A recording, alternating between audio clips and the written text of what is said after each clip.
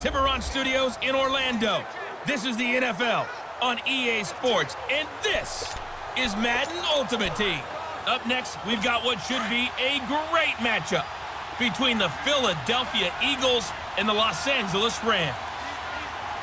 I'll talk to you again at halftime, but for the call of this one, let's send it out to our EA Sports broadcast team. It's Brandon Gupp. Down the numbers. There he goes. Touchdown, LA. Tyler Higbee, 57 yards. And the Rams are an extra point away from tying up this football game. Well, the hard part's done. Now they just need to split the posts, tie it up, but then their defense is going to have to hold up to send it to overtime. Yeah, no matter what. I know there's an inclination in it when you have momentum to go for two here, but if you miss it, you don't give your defense a chance at all. Plus, it's been a good game. I want to see overtime. I'm selfish. You obviously don't have a flight to catch. Tomorrow. And a nice return sets him up pretty good here at the 30-yard line. Now Philadelphia ready to get going on offense again. They need to get this around the 40 to have a chance to win it in regulation. From the 40, it's a 57-yard field goal, so that gives you a gauge. And all they're trying to do now is pick up yardage in good chunks and get out of bounds to stop the clock. If they end up running a play and get tackled in bounds, they're worried the clock may run out on them and finish the game. And they'll have to be careful how they handle this. 17 more yards on that one as they keep the drive rolling. And two big plays, one after the other. Now all of a sudden, they're on the march. Got to feel good about what they've just gotten done, and now feel really good about what's in front of them. That's caught inside the 20. And they'll wind up getting this one all the way down inside the 20. And give them a gain of 37. Haven't heard much from him all night, but welcome to the party, making his presence felt in a big way. They've kept him under wraps all night long, but boy, did he find a great time to bust out. Oh, and it's incomplete. That would have been big in the end zone if he could have held on. Instead, it's second down. The protection really holding up that time. That's what you want in the 2-minute drill, but the coverage equally as good. Yeah, I'd say it's protection both sides, right? Get it for the quarterback, make sure you had time to throw the football, and he did. Plenty of time, but nowhere to go with it downfield. So the coverage, as you noted, terrific. Big play coming up. Here's 3rd and 10. I would expect to see some pressure here. And the blitz does come. And down he goes. They bring down Wentz on the sack. And here in overtime, if the team that receives the ball scores a touchdown, it's over. If they don't, we can still have some more football. That's exactly right. If they go down and kick a field goal, the other team gets a possession to either match it or score a touchdown to win the ball game. If both teams kick field goals, the next team to score wins. But if the receiving team throws a pick six or fumbles the ball and it gets picked up by the defense and they score, the game is over at that point. So we're right back where we started, all even as the kick's away. On the return, it's Pharaoh Cooper. And not a bad return here. He gets it out to the 25-yard line. The Rams offense now, they get set and head back onto the field. They control their own destiny here. They have the football in overtime. Obviously, a touchdown would win it. And I think teams around the league are still adjusting to the idea of going downfield, scoring a touchdown wins the game, because they were used to just going downfield and trying to get in field goal range to win a game. Still having to make that transition. Let's face it now, the ones who are doing it best know they need to go down, attack, put the ball in the end zone, and not leave it up to a field goal and give the other team a chance. And as we said, they control their own destiny now. And they get him down, but not before he takes it across the 40-yard line. They give him 13 yards there on the play and a fresh set of downs.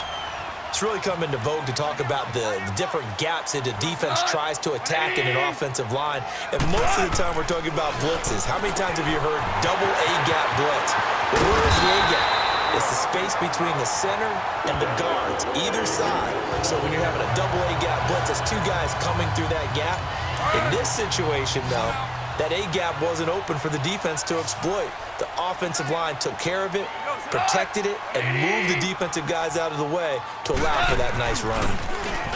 Now a play fake here on 1st down.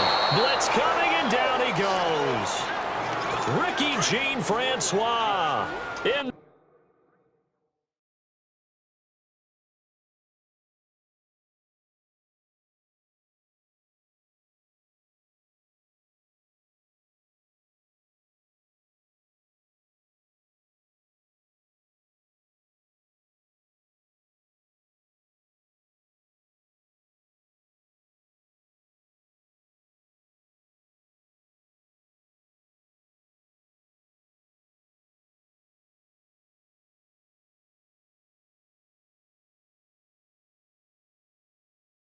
There to bring him down for a loss of 7.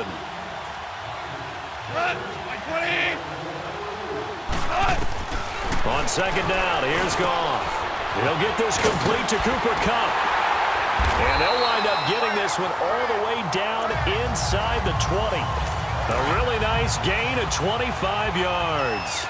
I think it all came together there. In-breaking route, drove it with excellent pace. Money throw right there to move the sticks. Now in draws, Goff gives to Gurley. And that didn't fool anybody. He's going to be dropped in the backfield. Now before this second down play, we'll get whistles and a timeout. They'll be left with just one remaining here at OT. To throw on second down is Goff. Open man right side is Kupp, complete. That catch good for 5. It's third down. They should have got more out of that, though. He was wide open. I love how emphatic you are with that call because that's exactly what I was thinking. Wide open in the flat. Give him a ball that he can use to get upfield with, not just catch and go over the sideline. They cost themselves some yardage there. Now a third down throw, but it misses the target, incomplete. And the trick play doesn't work. Good reaction there defensively, and it'll be fourth down.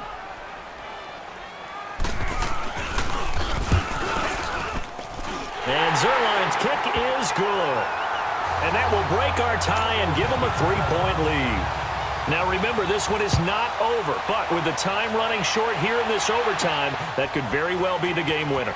Yeah, remember now, the other team does get a possession, but when the clock runs out, that's it. So that was a well-calculated drive to use up the majority of the clock and leave your opponent with little to no time left.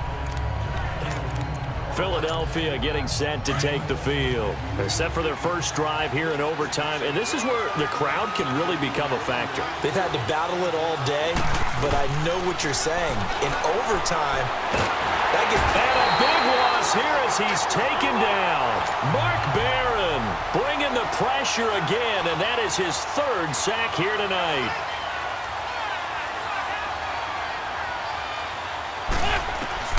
Wentz to throw on second down. Going deep here for Adelman. And that is incomplete.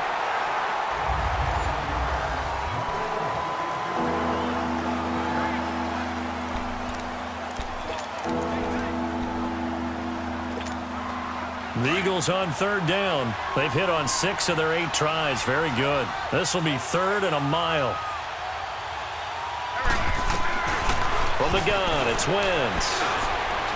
Looking deep downfield. Well, this is taken in. It's complete. And that goes as a gain of 37 on third down.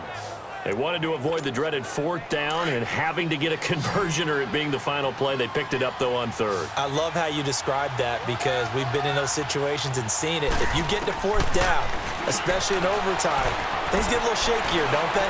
The hands get shaky, right? The throw. This is caught inside the 15. And great yardage here all the way deep into Los Angeles territory. Explosion plays always break the back of a defense, and overtime to put them in the red zone, that was huge. I like your description there because when you get an explosion play, now people are really scrambling on defense. Now they're looking to each other. Who's going to step up? Who's going to make a play? Offensive guys have the momentum. Now they're in the red zone. They've got to be thinking. And he is in for the score. And it is absolute stunned silence here as they win it on the road in overtime. Partner, a great game that we got to see.